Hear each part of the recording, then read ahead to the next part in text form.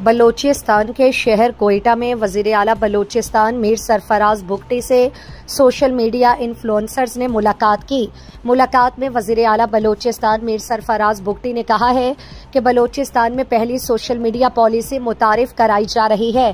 دور حاضر میں سوشل میڈیا کی طاقت سے انکار ممکن نہیں۔ نوجوانوں کی درست رہنمائی وقت کی اہم ضرورت ہے۔